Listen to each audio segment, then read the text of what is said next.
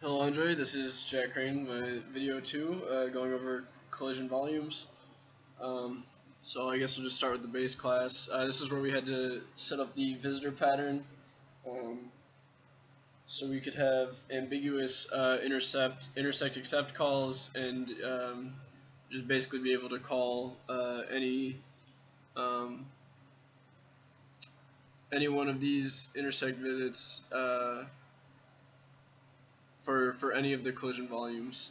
Um, it allows us basically to use a generic class to call any of these, so we don't have to um, test for every case. We can just test collision volume against whatever, and um, it leads into tiered collision. Uh, so I guess we'll just start with the base class. We've got the base class for collision volume has a compute data method that passes in a model matrix. The debug view, which just um, it used to be how we showed the collision volume, but we have a new method for that now. Then we have the intersect accept, which once given the correct collision volume, um, accepts the visit from whichever one called it and calls the correct intersect method inside the PW math methods, and then these are the three intersect visits for each of the collision volumes. Um, Moving on to the B-sphere. So the B-sphere has all of the same overrided methods and then a few accessors for each. Um, I just have a get world, get center. This gets the sphere minimum and the sphere maximum, returning the center either minus a vector with the with a vector of the radiuses, or plus a vector of the radiuses, depending on which one. And then I can also get the radius. This is really all the information you need, trying to keep it as streamlined as possible. In the compute data, just set the world. I get the center of the model, multiply that by the matrix, and then set the scale, and then the radius is equal to the get radius times the magnitude of the scale. This debug view just calls show B-sphere through the visualizer. Actually, we might still be using this inside one of these. I can't remember. I'll have to get into that later. But here we have the intersect accept, which takes in a random collision volume and then calls it takes in the collision volume that's passed to it, and then calls intersect visit on this, and then goes to the correct intersect visit depending on which collision volume was passed in, and then calls the PW math methods with the correct intersect function. Moving on to the AAVB. This is a little more complicated. It's got a few different compute data methods for different reasons, which I will get into as they come up. The important one is the constructor that sets up the min and max values for the AVB, and then this is the same process as before with the visitor pattern. A few of the same accessors. Like get world returns the world, get max and get min are a tad different just because I set the corner max and the corner min in the constructor. I also have to get the scale factor squared, which I think is always 1, but it's just nice to be able to get it. And I can have get center and get half diagonal for the other two important values that you need to create the AVB. And then I can also set the corner max, set the corner min using floats and vex, whichever is more helpful at the time. And then getting into the CPP file. In the constructor, I just set the world to identity matrix and to set the scale factor squared to 1. That's honestly almost meaningless just because of what happens in compute data, but this is just to make sure that at least the world is set, and the scale factor will always be 1 no matter what. And then the compute data, I pass in the model and the matrix, and use that to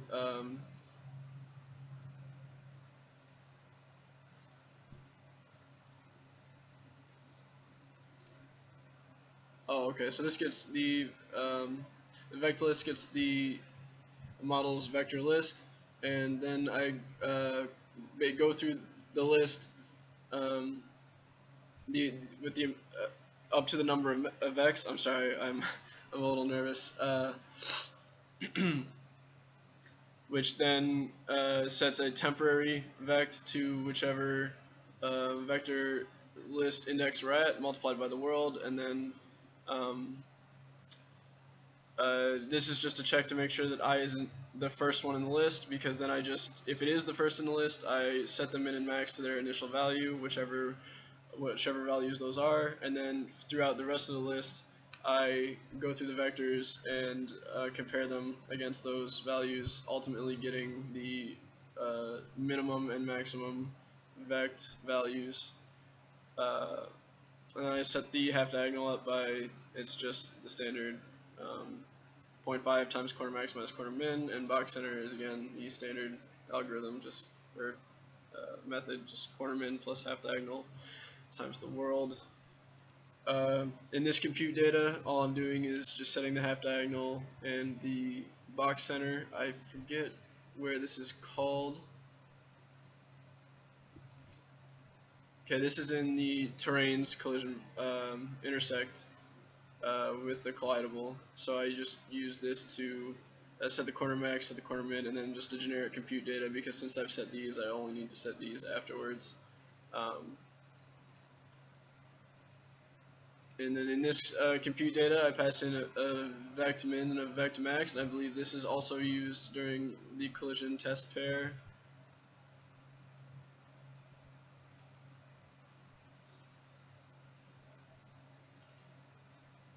Oh, this is also in the terrain. So yeah, I find the ABB cell, call compute data, and I get this min point and the max point, and I'm able to derive an ABB from those 2 points. Just another constructor does the same thing but with different values. Each is useful in their own scenario. In this compute data, I just pass in a collision volume B-sphere, and in this way I'm able to get the B-spheres min and max, and then set the corner max and corner min, and I'm able to derive a ABB from a B-sphere. And this is just the debug view, and then visitor pattern again, and the accessor functions. And then finally, arguably the most complicated one, OBB. I tried to set it up as similarly to ABB as possible, because I know that doing it this way allows for a lot easier time comparing between the two, or colliding between the two. So honestly, it's almost exactly the same. This one only has the one compute data function. However, it is almost entirely the same in the accessors, and the visitor pattern obviously is exactly the same. But I don't have to get the min and max. I can just get the ABB's max from the OBB, because an OBB is very similar to an ABB.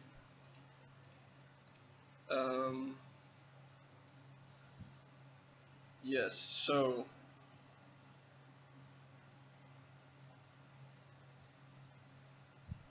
in intersection, so I believe all these intersection calls are in the PW math methods. Or sorry, it should be called undyne math methods, but I didn't know what PW stood for until I thought about it for a second. Periwinkle makes a lot of sense. But I have intersect functions for basically every combination possible. 2 collidables, collidable, collision volume ABB, B-sphere and the other 3, ABB and the other 3, as well as a generic collidable, and OBB and the other 3. Then I just have some other math functions uh,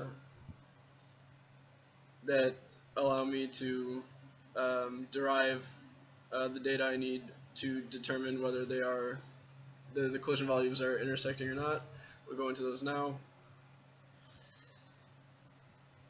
So in the generic collidable, if I don't know what either collidable is, I can get the collision volume for both of them, and then return the intersect except, which will then call whichever one, whichever intersect except of the collision volumes are there. So you can call this on two game objects and return their collision volumes, or get their collision volumes, and then use that to determine which check to use.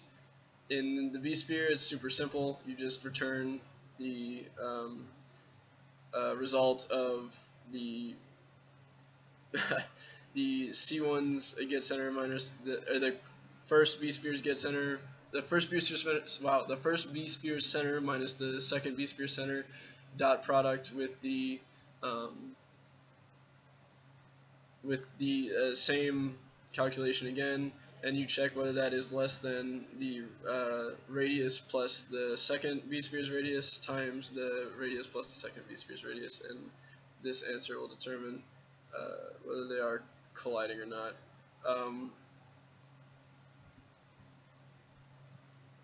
And then collision value vSphere versus ABB, I get the magnitude of the clamp center minus the sphere center, that equals distance. Then I get the magnitude of the distance, and I just return whether the distance is less than the radius times the radius, which gives me the collision answer. In vSphere times vSphere intersecting with OBB, it's similar, but it takes a few extra steps to get the ABB from it.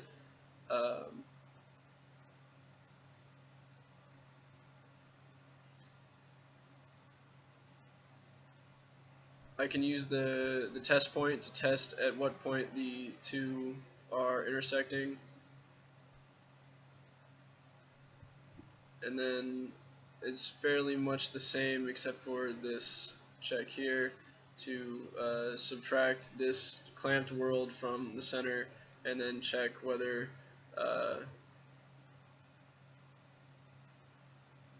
get the distance from the clamped world, and get the distance from the magnitude of the clamped world, and then check that distance against the radius times radius to again check if they're intersecting. ABB versus ABB is very simple, just this simple check to make sure that all of these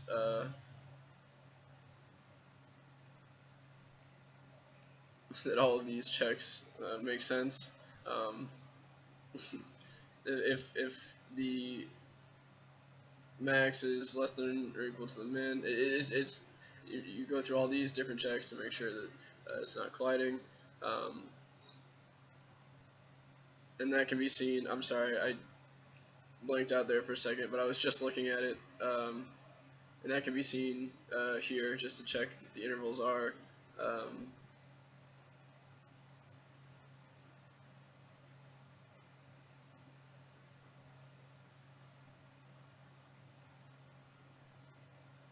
oh my god.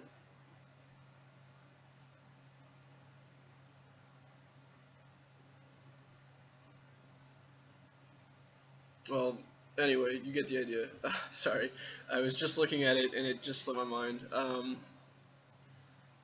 So these are just the reverse intersect method. So if the collision pair is matched, or the collision pair is matched the other way, it'll just switch it back to the correct one or the other one, and call it that way. So it's basically just a filter back to the original one if the collision volumes are applied in different parameter areas. This is used in the terrain testing, so I'll come back to this. And this is the hardest one in my opinion. It took me a while to get this one. It's OBB intersect and the OBB versus ABB intersect. Basically, you get the face normals of both OBBs and put them into an axis array. I believe this is an array of vectors, and store these vectors and then basically just do some crazy matrix math to get all the different cross products between all of the axes. And if any of these return true for is overlapping, um, if any of these axes are overlapping, that means that there's a separating axis and they cannot be connecting. And this is the idea basically, is that if there is a line in between this and the projection of the points, that means they could not possibly be touching because you can fit a line between them. And then I made it hopefully a little bit less taxing or expensive by first checking that the magnitude squared of whichever axis array we're on is greater than float epsilon. So hopefully you ignore some checks there. And then this is the same calculation but using the ABB's face normals to do basically the same math.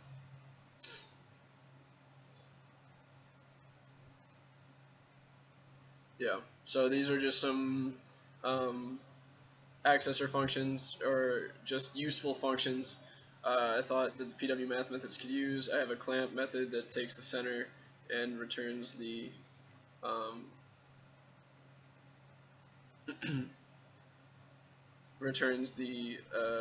min or max or the original value. Oh no, sorry, it does the clamp function, which is if it's less than the min, you return the min. If it's greater than the max, you return the max. If it's in the middle, then you just re-return the center. This is just for all the clamping operations and the intersection tests. This is just a min method to find the minimum between two floats. Same thing for max. Then I do it for ints as well as vectors, I believe. It's very useful just for different data types, whatever you need. This just gets the magnitude of, well, not the full magnitude, but it gets the, before you divide, basically, it gets that. I'm sorry, I'm having terrible brain fart moments right now. Anyway, yeah, just pass in the constant floats of whatever vector, and then get the magnitude of that, which squares it. I don't think it's the magnitude, because I think the magnitude has to be divided by something first, but it gets the first part of that, and then I do the rest afterwards inside the functions. I think you'll be able to see that shortly. Yeah, so I just divide by the magnitude here, and then doing it this way saves a few operations as well, I believe. So this gets the projection max between a collision volume OBB and any vector. Getting the projection is very important for OBB collision, and OBB ABB collision. Same thing for the ABB here. It's the exact same calculation almost, except you get the world and get the inverse for the OBB, and then in the ABB you get the matrix, the identity matrix. This is just a simple lerp function for 2 points, getting 2 points closer together over time. I didn't actually end up using this. I thought I was going to use it for turret rotation, but I never got it working the way I wanted to, so I ended up scrapping it and just using a different look at function instead. And then this is the is overlapping checks for OBB and ABB and OBB and OBB, and whichever axis you're on, you just check to make sure, to see if the two planes are overlapping, and if they are, then it has to be false.